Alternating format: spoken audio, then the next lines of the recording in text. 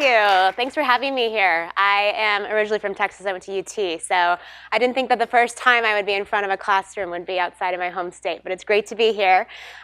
Raise your hand if you've heard of Brit Co or know of Brit Co before. Or if this, okay. Awesome, good. Before you even did that intro, I'm going to have a pretty candid discussion with you guys today. I'm going to tell you about kind of my path to becoming an entrepreneur, the hard times, the happy times. It's been 4 years now, as of Monday, that I've started Brit Co. I did it all by myself in the very beginning, literally alone in my apartment in San Francisco. Now we have a team of over 80 people, have raised over 30 million in funding. So I'll tell you all about that. I'm also going to talk a lot about creativity and why I think it's important. Not just for us as human beings, but for society at large, and how it ties into the maker movement, which is something I'm very passionate about as well. But before we get started, I wanted to paint the mission of Brit Co, especially for those of you who might not have known about Brit Co before today. And this started as an experiment that we did. I had the hypothesis when I was starting this company that adults, and especially adult women, don't think they are very creative. My girlfriends all the time, and even myself occasionally, would just say literally things like, "Oh, I wish I were creative. I wish I were an artist."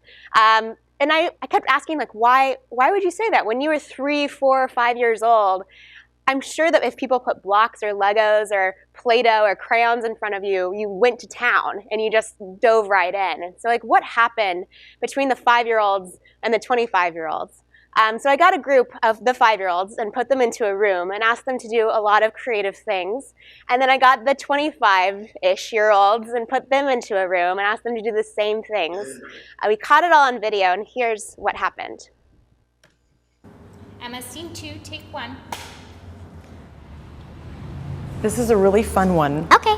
I want you to pick any of those capes that you like, and I want you to think about and become a character, and I want you to act out that character. Okay.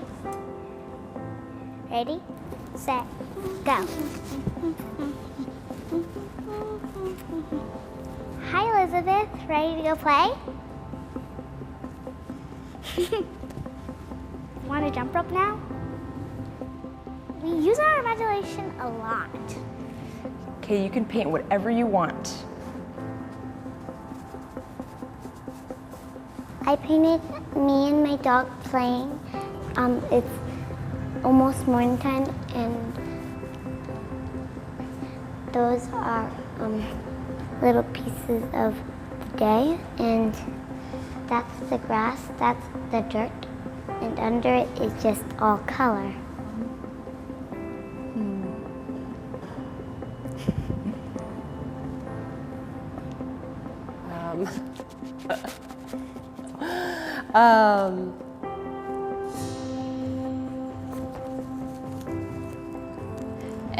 It's just a bunch of slashes and dots.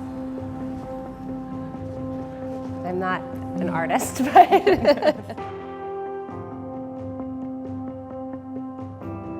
I love painting. I considered going to art school when I was a lot younger. My life took a different path, and I rarely paint. my former dream job as a kid, I loved drawing and I loved doodling and animation. What would you do in your life to be more creative? Just make time for it.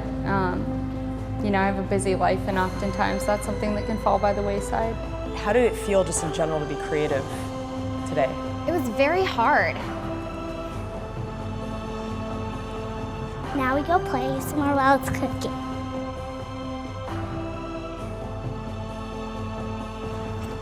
Now it's done, and then we put it back on the table to cool off, and then we dance some more. That was awesome. It was really, really fun. Did anything scare you or? No, not at all. It was awesome. It was the best day of my life. So that went the way I thought it would, thank God, because we invested a lot into making that video. But that fundamentally is our mission at Brit Co. And I saw the same pattern in my own life. This was me as a little girl. I was a Girl Scout. I loved making things, loved creating things. Took art classes as a kid. This was my 3rd grade masterpiece. Was constantly doodling and drawing into my early teenage years. And then I got a cell phone and I became obsessed with technology. I started taking computer science classes. And I really just cared about getting straight to Silicon Valley. I actually graduated college at UT early, almost 2 years early, and came straight out here. All through college, I was interning with Silicon Valley companies. I ended up taking a job at Apple. I was working in iTunes. This was iTunes pre-anything but music. So that was a really fun job. I was going to concerts a lot. I was meeting with record labels a lot, starting to learn a little bit more about the entertainment industry. And then I went to Google for about 4 years. I started on the search team. I started on the Maps team and then moved to search products. Worked for Marissa Meyer, who's now become a great mentor of mine. I was working in product management and product marketing. And ultimately, they asked me if I would go over to the YouTube division and head up a new product we were going to be launching called Google TV. Google TV was an Android-based platform that really brought everything you love about the internet and internet video to your television. And it was my job not only to launch this product, and I was given literally tens of millions of dollars as a 24-year-old to go do that, but I also had to convince content networks, cable operators, all kinds of content providers to digitize their content and put it on the internet. This is back in like 2009. And back then that was such a foreign topic for them. I would meet with people like ABC and the New York Times and CNN, and they'd ask like, "What? Google just wants to take over the world? Like, you just want our content? Like, we're not going to do this. Like, we didn't even know how to digitize our content. No one's ever going to watch internet video. They're only going to watch television." And I was just kind of like shocked because I was like, "Are you joking? Like, that's all people want to watch. Especially if you can turn on your TV in your living room and have the option to watch a New York Times video or an ABC Family like movie marathon, like who cares? It's video is video." So what I saw when I was doing that was that these traditional media companies were pretty behind in their thinking, and even if they were forward thinking about digitizing their content, they were large businesses that were moving very slowly. What they did have, however, was a lot of eyeballs. These people actually wouldn't even want to talk to Google sometimes because they didn't care. They already had mass distribution. They did have a lot of advertising dollars as well, and most of them cared mostly about the brands of their shows and their characters and their cast members. And when I thought about what I was doing, even working in YouTube, it was the same thing. It was people connecting with people. In Silicon Valley, that's a foreign concept because you build an app and just try to make it viral. You don't really think about the brand or really connecting with a community of people behind the screen. But in the media world, that's all anyone cares about. It's having that emotional experience and creating really high quality content. Anyways, fast forward, I left Google when I was 25 because I felt like after having a few years under my belt at Apple and Google, I was ready to try something new and to take a risk and to start a company of my own. I knew I wanted to do it in the tech space. That was where I was based. I had a lot of connections at that point. And being 25, there's not a lot to lose. I was not yet married. I had made enough money at Apple and Google to save up a little bit of money to get started. And I didn't have to worry about, funding a family or kids or so forth. But first I took a few months off. I decided I needed to just chill out a little bit. I'd worked really hard. I graduated college early. My friends thought I was crazy for doing that. What I missed the most was actually doing things with my hands. It had been years since I had actually made stuff. And it just so happened the same month I left Google, this place called Tech Shop opened in San Francisco. Who knows what Tech Shop is? Oh, not that many people. So it's basically like a gym for making things. You pay about $99 a month, and you can come in anytime and use all of these really cool machines, ranging from 3D printers and laser cutters to digital sewing machines and screen printers and vinyl cutters, and you really just get to go to town. I had such a fun time at Tech Shop. I ended up being there literally every day, and I had no idea how to use these machines when I started. But after understanding that really what I was doing was creating designs in Photoshop or Illustrator, pressing a button and exporting it onto a laser cutter or a 3D printer to create a physical product, my mind was blown, and I just wanted to do it over and over again. Everyone around me at Tech Shop were mostly men. They were kind of working in silos. It didn't feel communal. Yet at the same time, that same year, Pinterest had launched. And on Pinterest, it was all millennial women, and DIY was the top category. All they wanted to pin were things about crafts and cooking recipes and all kinds of things to make.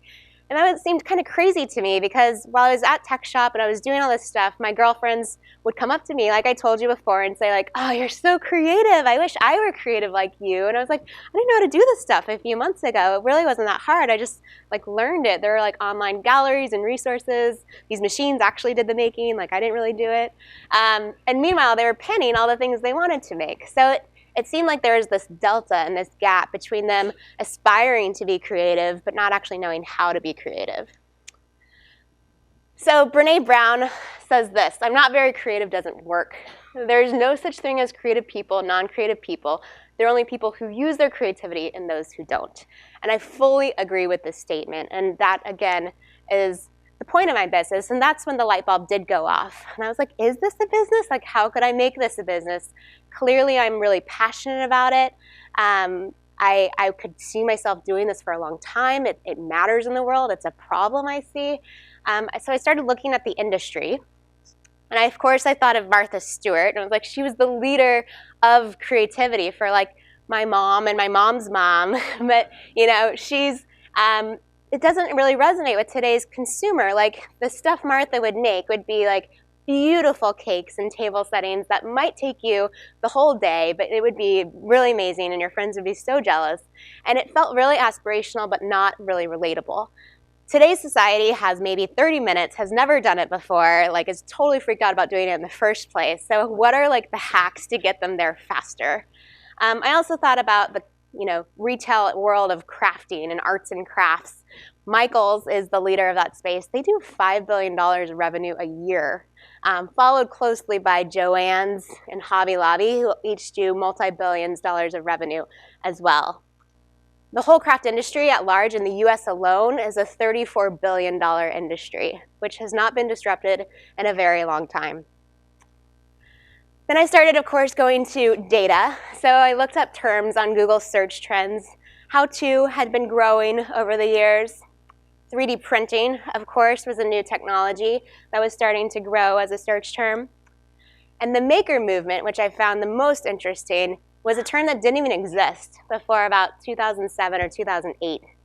So the maker movement is about this new cultural shift in how people, especially young people, want to be making and creating, and how these new types of machines and internet resources are helping them do that. So why is all of this happening now? Why are the young people really interested in this? I have some hypotheses. I think a lot of it is cultural. So we're seeing each other do it a lot. We're seeing trends of artisanal. We're backlashing against packaged food brands. We don't want to buy frozen dinners anymore. Like I know my parents bought me in the 80s and early 90s. We want to shop small and support our local communities. We also have a research report that says if I could actually, if I had the right resources, I could make products that are better than the ones I buy in stores. And this is from about 20 to 50-year-olds consumers who said that. I also just think like we're tired of screens sometimes. Sometimes we want to disconnect, and we haven't been able to do that. This is the first generation that's really grown up without being forced to take home economics or shop class, who's had 2 working parents while they were growing up as children, and really just never learned to do this stuff before. Finally, it's just our human nature. Look back at our ancestors. They literally had to create to survive. They had to build things. They had to cook for themselves. It was a part of society. Now, of course, we can outsource all these things if we want to. We can Postmates our dinner over if we want to. We can have people do all the building and making for us. But inside, we are literally made to be creators. So I decided to do this as a business. I really didn't know exactly how I was going to do it, but I knew I had to just start. And I went back to my Google roots, especially from the Google TV roots. And I thought, if I'm going to attract a large audience, I don't want to have to pay for that audience. So I'm going to create a lot of really amazing content that's going to get them to come to the site. Then I can market whatever it is I end up wanting to market to them for free. And hopefully I can actually teach them some things as well. So I literally did this all on my own. I spent a few months just making content. I was the photographer, the editor, the writer, the CEO, the accountant, everything. I did have a outsourced design agency. I think I paid $5,000 to make our kind of now looks ghetto website. I did all my press alone. I actually scored an LA Times article on the day of launch, which was huge in my opinion. I tried to pretend like I was a 10-person company when I was a 1-person company. And I just kept deciding to keep going. It was really hard at first. I actually said this in the launch blog post I wrote, which is creating things, businesses, products, software, and crafts. It's my life's destiny. It's my true passion, and I couldn't be more excited about putting my knowledge and skills to use to help others live a more creative and efficient life at home. It's nice to look back at that. I actually found that on Monday, which was our 4-year anniversary, like I told you. And to see that your mission hasn't really changed in 4 years is something a lot of startups can't say, so I feel proud that at least that's still intact. Hiring a team was the next step. So again, I was bootstrapping this for the first few months. My first 2 hires were that guy. He was our first engineer. His name's Paul. And then the girl in the back behind him, that was a cooking offsite for our team, was our first kind of writer, content creator, creative director, kind of all rolled up in one. The other girl was a freelancer who helped create content as well. And the goal at first was to just continue to create a lot of content, but to build these ancillary apps that we would use to create utilities in people's lives. And we were starting with all the life stages. We wanted to do wedding and home and baby and pets and create ways that people could be creative through software. That's what our team ended up looking like after the first year. We had about 9 people. And we ended up actually raising over $1 million as our seed round about 6 months in. We raised from mostly Silicon Valley investors, a lot of big names, as well as some angels as well in that round. But it was really, again, to launch our first app and to create the content around it that would help drive people to that app. Just to touch on this, being a woman, this is a question I get asked about in Silicon Valley quite a bit, especially every reporter asks me about it all the time. And my response is this: I think it actually can set you apart. Clearly there are a lot of men in this room, so I'm sorry. But if you are a woman and you're thinking about starting a business, I have had the opportunity to not only create a business for women, mostly by women. We have about 3/4 of our staff are women. But women buy the most things. They're the biggest consumers on the internet. They consume the most content as well. They're hopefully going to be president one day. And it's a great way to set yourself apart from what everyone else, especially in Silicon Valley, is doing. There are far too few women, and I think those who actually are starting as entrepreneurs really can stand out. So the first year, these are some images. That's us taking out the trash in the office. It was a scrappy year. Again, we had about 9 people by the end of the year. This is in 2012.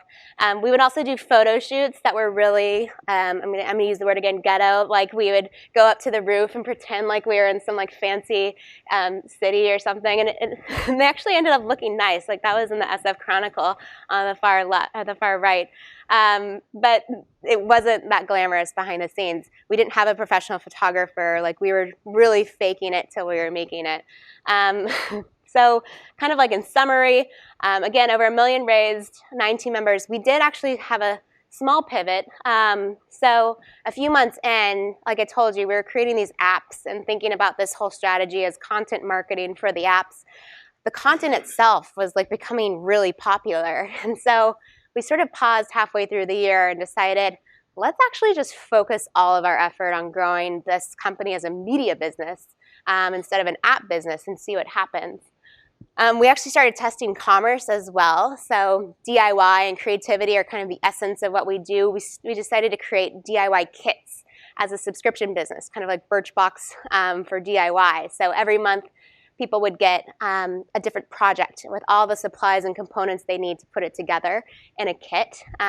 We, right off the bat, had hundreds of subscribers, so it was going pretty well. Started going on television. I put my name in the company primarily because I wanted people to understand that I was authentic as a person behind this brand, that I cared about it, that I was the target consumer and could relate to our demographic that we were reaching. But I called it Brit Co, and the Co stands for community, and I wanted everyone else to feel like they were part of that community as well. So our community today consists not only of all of our users, but of designers, makers, artists, all kinds of creative people who we highlight around the site, and I'll talk more about that later. Anyways, it did help me, though, secure different types of press opportunities because there was a face to this brand. So the Today Show called up midway through the first year and asked me to come on, and it was crazy to think that my childhood dream of going on Today Show could come true, and it happened, and I was so nervous about it, and then they kept asking me back. So that was a big highlight of the first year. I think overall, though, the first year of a startup is just ups and downs. Every single day, I'm a very numbers-driven person. I would constantly be tracking our analytics, and if it was a bad day, I literally wouldn't talk to anyone the rest of the day. I didn't want to go out to dinner at night. I would just go home and sulk. It was an amazing day. I would have dreams about selling my company and thinking everything was going to be amazing. So it was just like this all the time. And of course, we were scrappy. I remember fond memories of ordering the toilet paper and thinking why didn't we have an office manager yet? Why am I the CEO doing all of this? And that's just how it has to be in that first year. So my learnings, data. We use that data to understand that our content business was by far and away growing faster than the app business, and decided to really focus our efforts there. That leads to the second point of keep your mission. Don't be afraid if your execution tactics need to change. And if you think you should fire someone, it's already too late. I had to make my first fire that first year. We had an engineer, literally he brought in a six-pack one day to work and just kept drinking. And I was like, what is happening? And he was a really amazing engineer, but had a really terrible attitude. And in Silicon Valley, amazing engineers, there are many of them, but it's really hard when you're a small startup to attract them. So it was a really hard thing for me to have to let that person go, but it was right for the company. And be a waffle. There's this book called Women Are Spaghetti and Men Are Waffles, which is basically about how our emotions interact with each other. So women have, I guess the point of this from the author's perspective, the women have all these emotions and they're loosely framed, and men just compartmentalize things and can easily move from one thing to the next. And I learned in that first year that you really have to control your emotions, and you have to be able to fire someone 1 minute and step into an interview with the New York Times the next minute and be extremely positive and happy about everything going on in your life. And that's just the way that business works. The second year, we were starting to outgrow our space. We literally had conference rooms and bathrooms. Again, to the scrappy theme. We did double in size, though. And we raised a Series A. So we raised over $6 million, continuing to secure really great press. About 20 team members. We ended up killing subscriptions, the business I was talking to you about, not because it wasn't working, but because our customers really wanted to customize all of their products, in their projects. So they wanted to make jewelry instead of home decor. They wanted a baking project. And operationally, it was just not possible. So we decided to sort of put a can on it until we rethought commerce and what that meant for us. Instead, we up-leveled our content. We finally hired a professional photographer. We hired more editors. We hired a sales team so we could actually start making money. We launched a New York office. We launched Remake, which Tina actually was able to speak at this year. This is our third year doing it. The first year, Remake is a conference and a festival. The conference is focused on all of the biggest influencers in the maker movement, ranging from neuroscientists to artists to musicians. And the festival is a place for the general public to come and actually just get their hands dirty, learning how to make stuff and shopping from makers and artisans.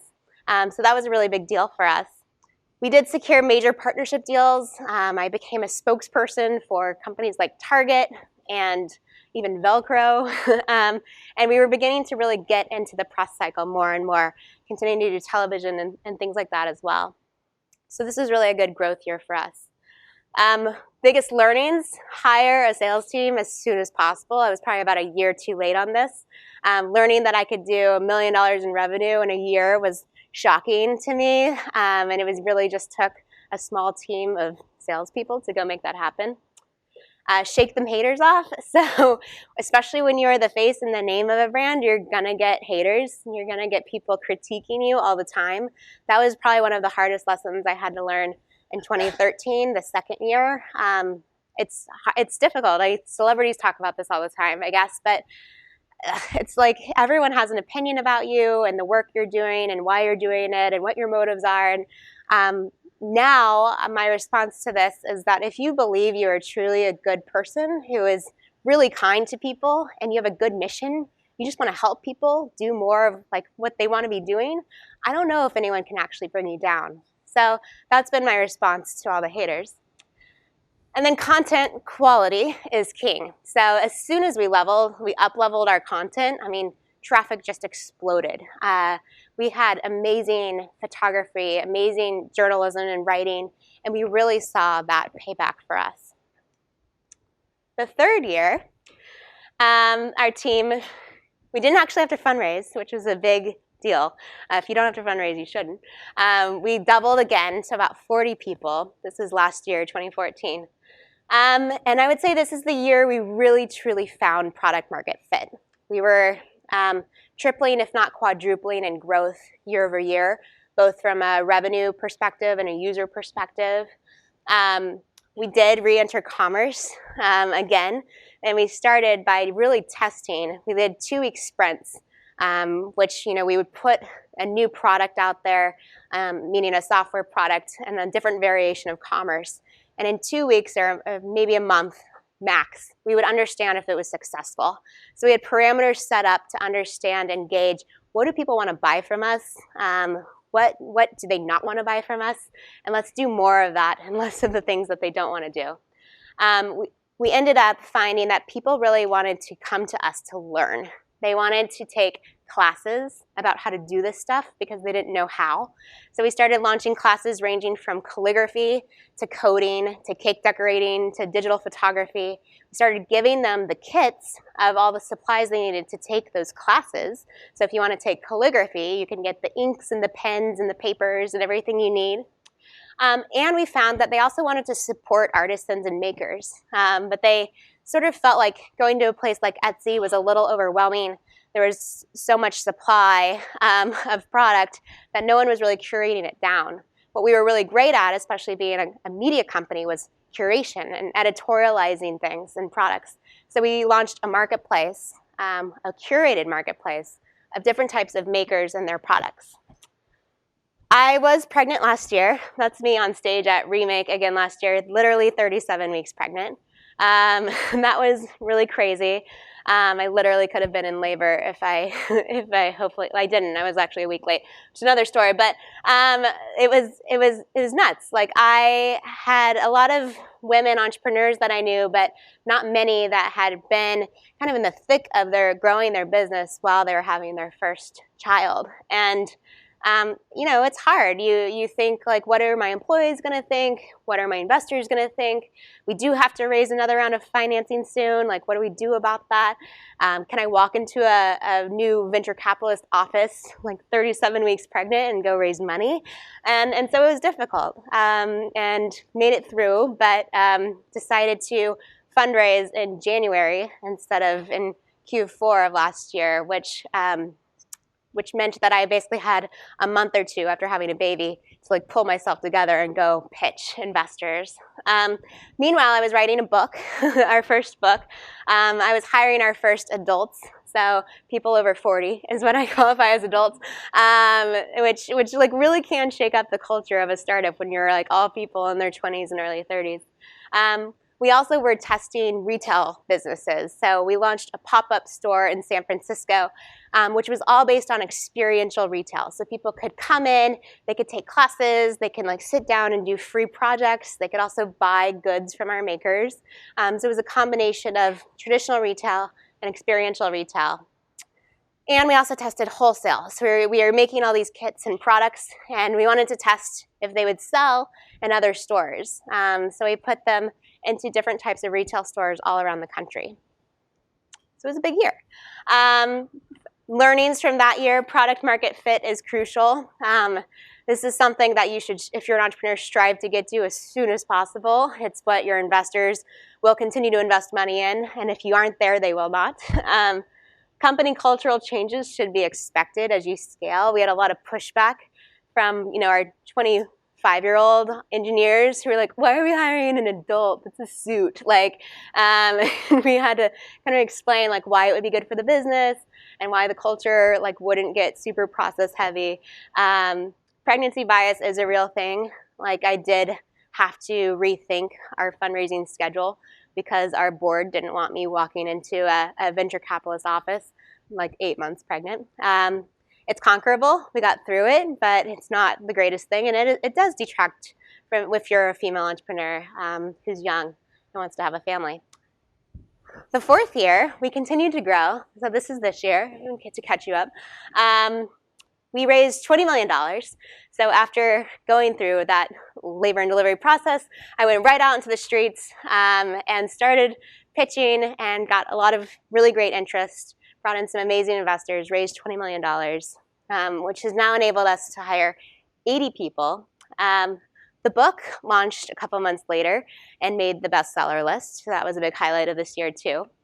At Remake this year, we had over 10,000 attendees come out, which was huge. So we've been doubling attendance at that event every year. We now have tens of millions of people every month coming to our sites and all of our different platforms that we're on. We have made a deeper investment in commerce and online education. We now have close to 50 classes online. We have thousands of products in our marketplace. Continued TV and major press. Got invited to the White House to interview our CTO, Megan Smith. The White House has also invested in a Department of Making, which is a new initiative to get more people into making, and they truly believe in the maker movement and what it can do for STEM education in America. We actually just a couple weeks ago put our first real product into all Target stores, which is actually a coloring book for adults, and I'll get to that in a second. We launched a foundation, which for a startup in its third or fourth year is kind of unheard of, but it's called the I Am Creative Foundation. And even though we're giving grants up to $15,000 to women and girls for their big creative pursuits. Of course, that's not millions of dollars, but it is something, and it's pretty meaningful. And we've been able to now fund 5 different women, one 13-year-old is part of that, to go out and open photo studios, to teach after-school programs to girls and teach them how to create fashion tech hardware, and then go sell that at different maker fairs around the country. We've been able to make differences in people's lives, which as a startup is really meaningful. And then we launched video. So up till now, we've been doing a lot of editorial content, a lot of written content, and we really wanted to focus on video, kind of going back to my Google TV roots again. I'm going to show you just a couple quick videos that we have so you can understand what that means.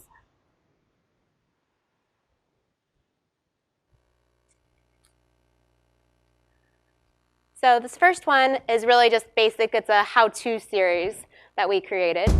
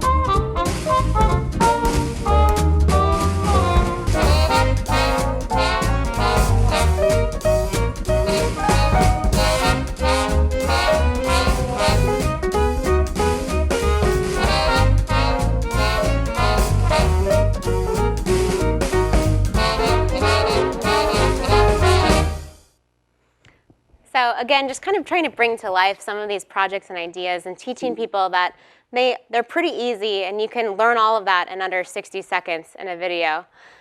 We've also done more documentary style videos and really starting to think about, back to the Google TV days, how do we start creating digital video content that can maybe one day go to television instead of vice versa, creating television content that become digital. I'll just play like a few seconds of this next video so you see the dramatic difference of the type of video quality that we're producing.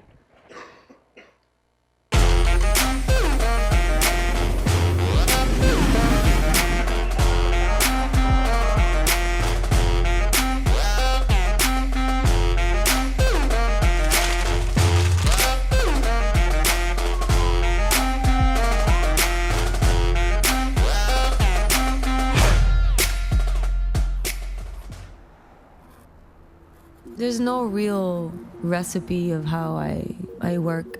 My opinions and outrage slowly grow in me based on my everyday experience and things that I see. The way the media portrays women and sexuality, that bothers me a lot. The importance of how you look, the certain way of being feminine. That is something that goes very deep in your self-esteem. I think that has been the tool to keep us down. So it goes on for a few minutes, but the point is that we're doing a variety of different types of creative directions with video. By the way, that woman, she was working at an ad agency, hated all the way that the media was stereotyping women in advertising and decided to start vandalizing their content and putting up pictures on top of it. It's a different story about creativity and about art that we really wanted to tell. It's a little deeper and a little bit darker. Anyways, our brand is expanding, though, to think about all the different ways we can tell stories about art and creativity that aren't just practical how-to projects. We really are trying to be really mass and understanding the world of creativity. So my last year, what have I learned? Moms are superheroes. It's true. I feel like a real superhero. There's literally a point in my day when I was like out there pitching, doing press interviews for the book launch. I was breast pumping in the back of a car, like an Uber, and the guy was like, "What's happening in the back seat?" And it was totally nuts. So I've had to completely change my life and my schedule, and randomly, like, this has been our best and most successful year yet. So I don't know, maybe there's an alignment there. Don't be afraid to hire expensive people. They do the job of 2 or more people. So this is the first year I really like up-leveled our executive team. I hired a CFO, which I wish I would have hired 3 years ago, because I hate everything related to the CFO job function. Like, I just hate spreadsheets. And having her here has given me so much more free time to go and do the things I love to do and to focus my time on building the vision of the business, the product and engineering organization, the content organization, the video organization. So anyways, that's the second one. And the last is 2 most important company traits have been communication and focus. So there's a period when you're under growth between 50 and 150 employees. This is a pattern that happens to all startups where you go from this team that everyone knows each other and everyone kind of hangs out together to there being cliques that form, to hiring your first real HR person, your first lawyer, there's more processes, and everyone starts getting upset and cliquey and like passive aggressive. The thing that you have to do the most is over-communicate why you're doing the things you're doing, why you're making the changes you're making, that reinforce how important everyone is on your team, and reinforce the focus of the business. You can't be doing a million things. You have to really focus on the things that are working and do more of those. So what's next? Well, for Brit Co, we're going to continue to really scale as a media business. We're going to keep doing more video, more editorial. The media has like really beautifully aligned into this online education platform, which is another version and adaptation of video, in my opinion. And then continuing to create products and to help other makers sell their products. And that's kind of what we're up to. But more importantly, I'm interested in what's happening in mass culture. And there are two trends that I'm really seeing.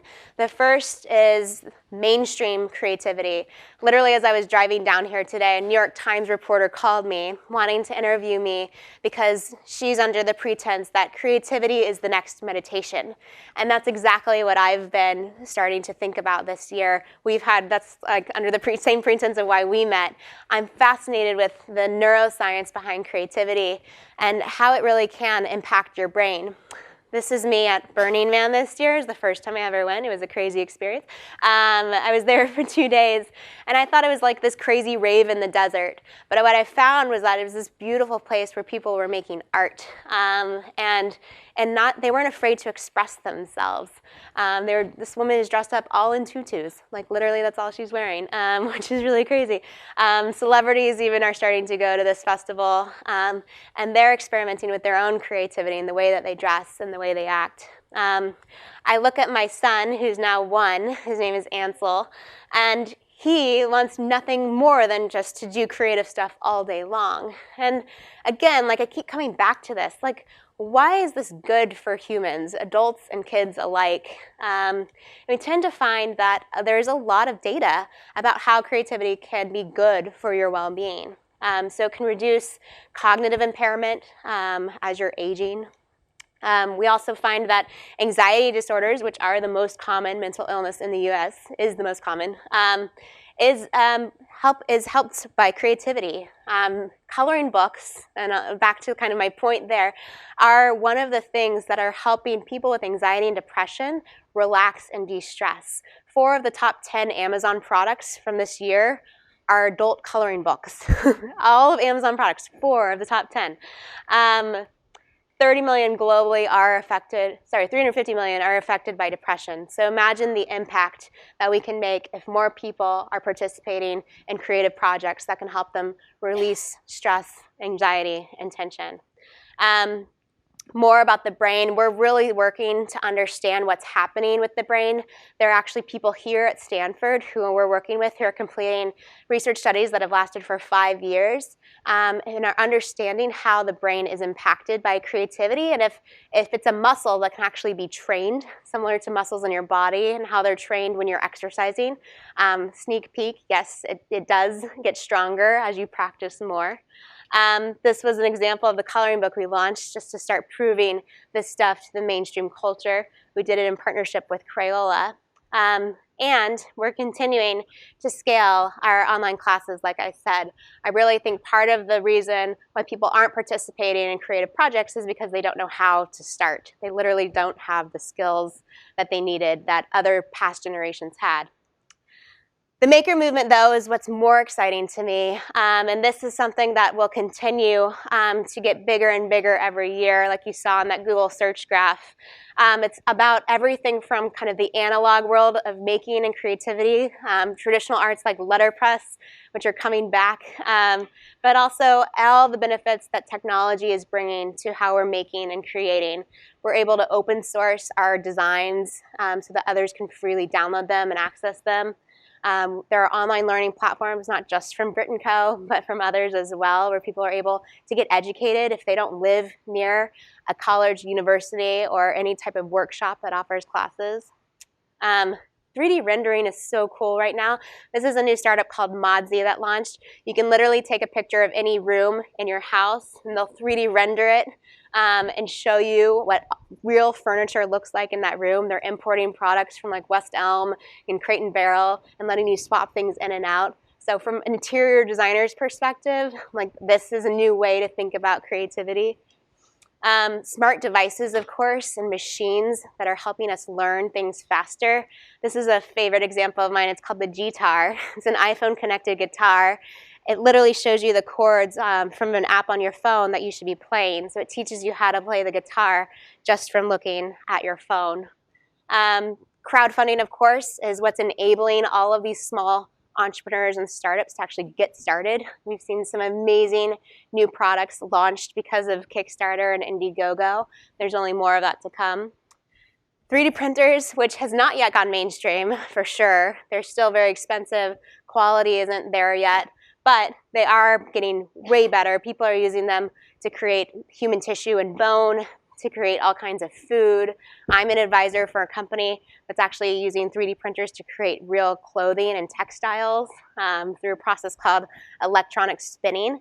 And in the future, imagine going into your closet, downloading a blouse design from J. Crew, pressing print and having it export for you in a glass machine.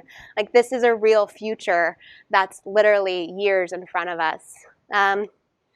So what does this mean? This is all just a few years out. Like, we're in this moment before, when inkjet printers were only able to be found at Kinko's, and we're in that moment with 3D printers right now and a lot of the maker movement. But soon we're all going to have access to these devices. They're going to be just a couple $100. We're going to have them on our desktops, in our kitchens. They're going to be the way that we produce and manufacture on our own. And so what implications could that have? It's something I'm thinking a lot about. Maker spaces right now are the FedEx and Kinko's of the world. It's where people are going to use these machines and devices. I think these will continue to be popular for the next 2 years until we see those price points fall. The cost of prototyping because of these maker spaces has gone down significantly. You used to have to prototype things in China for like tens of thousands of dollars. This is the Dodo case. It's an iPad case. You guys might have seen it before. Literally, it was made in just a couple weeks for about $1,000. Apple saw it, decided to pick it up in their online store, sold like $1 million of product within its first month. So all for just $1,000 and a guy who's tinkering with a laser cutter. I'm really excited about customization. Think about the idea that if we have this long tail manufacturing, or you're able to make stuff on your own, you can add your name to things. You can add colors that you like. You can scan your body and make things perfectly fit you the way you want it to. Customization is going to be a really big option for us in the future. But it does open us up to copyright issues. Think of this a lot like the music industry. If we're all able to download and open source files, what does that mean? Does the designer who made the J. Crew blouse get credit when you download it? Does he get paid? Can I illegally send that file to someone else? It's going to get really interesting with the way that digital files are transferred for product designs. The whole nation, like I mentioned, the White House is behind this, is incredibly excited about STEAM, science, technology, engineering, art, and math. And I say STEAM because art is included in that, and the White House is starting to use that term as well. But we're seeing kids, especially those in their early preteen years, really embrace this. I mentor a group of 12-year-olds who actually know more about CAD design than me, and it kind of freaks me out. And they also speak Mandarin. So the future generations are definitely in this.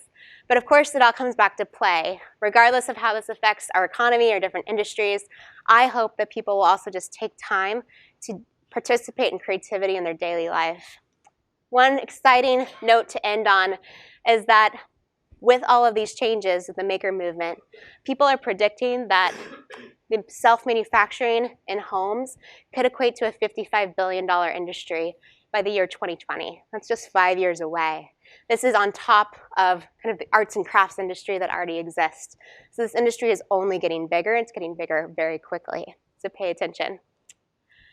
That's the end of my talk. I have a few minutes for questions, but I hope everyone in here will also just take away not only my story and what I think is exciting about the future, but the fact that all of you, I don't care how old you are, were that kid one time who played with Legos, blocks, paint, told stories, and you're still that person today. Thank you. Any questions? So 8 minutes if anyone has a question. Yep. Oh, me, right? Yeah.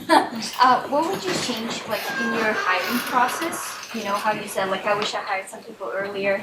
You know, like, how, would you change anything about the way you hire people? So she asked, what would we change about the way we hired and the order that we hired? I think coming out of the tech industry, I was very serious about hiring engineers at first, which is always a good thing to do. You know, every company today is a technology company and needs engineers. But I think a salesperson from the start would have been a really smart hire. The sooner you can start creating and generating revenue in your company, the more freedom and autonomy you have about whether or not you want to raise more money, whether you have to, and how investors are valuing your company.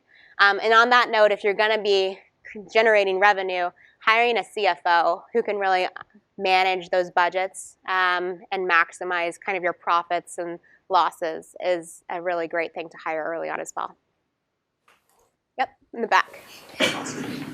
Well, as some people say, you know, with great Series A comes more responsibilities to more people. I'm wondering how you balance all of this stuff, you know, the needs of the venture capital, needs of the people in your company, the philanthropy, and of course, stuff that's healthy for yourself. It's a good question. Yes, how do I balance everything? So I have investors, we have a foundation, I have a real life sort of. The answer is that it's an ongoing challenge. Especially now that I have a family, I'm constantly torn between, you know, whether to hang out with friends or to go home and spend time with my son or to go to an important business dinner that may or may not lead to a major partnership or a future round of financing. And I have to make these trade-offs all the time. And it sucks because you think about, like, in 5 years, if my company completely crashes and dies, am I wasting my time by not spending it with my kids or my friends and going to that business dinner? But it puts the pressure on you to make sure it's going to work. And for me, this isn't, you know, a company that I started just to try to make a lot of money. It's a company I started because I'm genuinely passionate about it, and I genuinely believe there's a problem in the world and a big opportunity coming as a way to fix it. And I wanted to be part of that. So I'm just excited because my life and my work are almost one and the same, and that makes it easier to create that balance. Yep, right here. Can you tell me more about how did you find product market fit? Sure, he wants to know how we found product market fit. Sort of goes back to data. And for us, you know, primarily being a media company at the start, we were creating tons of different types of content. And I wasn't even sure what type of user would want to ingest that content. I had a hunch it would be women similar in age to me in their 20s and 30s. But I didn't know if they wanted beauty content or knitting or cooking or technology content. And so as we created more and more of it, every day we're looking at the numbers and understanding what to do more of and what to do less of. And it's become a really iterative process. These days, too, as a media company, you're putting your content on all these social platforms, and every social platform responds differently. So that's been a big kind of awakening over the last year. We have over 40 million users a month on Pinterest alone, and that audience loves cooking, crafting, kind of beauty content. We do a ton of that type of content just for that audience. The Facebook audience, we have over 20 million monthly users on our Facebook channel. They love like trendy pop culture content, how to get, someone's purple hair that they just, like Nicki Minaj just dyed her hair purple, like how to do yours like that too. So it's a little bit more celebrity infused, a little bit more pop culture. And we've learned through understanding the analytics of all these platforms, including our own, how to program content for different channels and different audiences. Yep. I think it's really interesting watching Blake Lively's Preserve brand that had just such a short longevity. Mm-hmm. And I think that there's a big trend in capitalizing upon this DIY movement. And so I'm just wondering, what really do you think distinguishes Brit Co's success in comparison to other startups like Preserve that have failed in this space? Sure. So yeah, Blake Lively launched the site, and it was kind of an artisanal marketplace, sort of similar to part of our commerce business. Her price points were really high, and that's the trade-off with this industry, is that people that are making things by hand, they're spending literally a month making an intricate embroidered leather bag. Like, they're going to charge $1,000 for that bag because they need to generate revenue for them to live. Yet most consumers that live in the fast fashion world want to only pay $50 or $100 for that bag. So it's hard because I think their price points were a little bit higher. And also, again, I think it comes back to how do you get that audience to engage with you on a daily basis? For us, instead of having to pay to acquire them through Google AdWords or social channels, we create content. We keep them coming back and give them fresh new things to look at. And regardless of whether they're buying something, hopefully they're learning something or they're inspired to want to do something. So I don't know that a commerce business in this space that's selling high-priced products is always going to win. It's just a hard market with high price points, so different consumer. Yep. So you talked about how in your first year that you learned how to be a waffle and to compartmentalize your feelings as a woman entrepreneur. Yep. So as you're growing and you're in your 4th year, is that becoming harder or easier? So she asked, okay, I'm a waffle. I was a waffle. I learned that my first year. Is it becoming harder or easier? Definitely easier. I've gotten, I think, even better at it. My husband calls me a rock. I'm just hard to break. It's, you know, anything can happen to me, good or bad, and I just try to stay solid and level about it because I know in the startup world, everything's temporary. You raise a $20 million round of financing and everyone's giving you high fives and press are writing about you all the time, and in the back of your mind as an entrepreneur, you're thinking like, will we raise again? Like, is this gonna you know, like everything, you're thinking about the end of the world, yet you just secured runway for like 2 years. So your thoughts are always going to go back and forth, and you just have to find that middle ground. I've gotten a lot better just through experience and practice. Yep. How are you planning to globalize your company? How are you planning to globalize? Yeah, I should have. Did you notice the hands and that what's next slide were a map? So we are definitely thinking about that. Probably preparing for it in 2016 and actually starting to globalize in 2017. The maker industry is happening worldwide. The maker movement, the DIY kind of culture. It's not just in the U.S. So we're really excited to bring it to other countries. This was totally inspiring. Hopefully all of you will go out and do something creative today. Thank you so much. Thank you guys.